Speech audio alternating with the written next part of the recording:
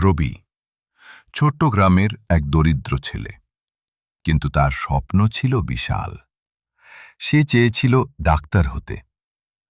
অর্থের অভাব, বইয়ের অভাব, আলো না থাকা, সব বাধা তাকে থামাতে চেয়েছিল।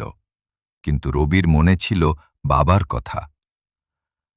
স্বপ্ন দেখলেই বদলায় পৃথিবী।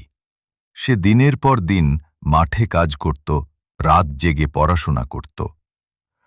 ক্লান্তি তাকে ভাঙতে চাইত, কিন্তু সে নিজেকে বলতো, আর এক কদম। গ্রামের মানুষ, বন্ধুরা তাকে সাহস দিত। অবশেষে বহু সংগ্রামের পর রবি মেডিকেল পরীক্ষায় পাশ করল।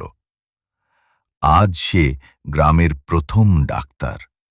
তার সাফল্যে গর্বে ভরে ওঠে পুরো গ্রাম।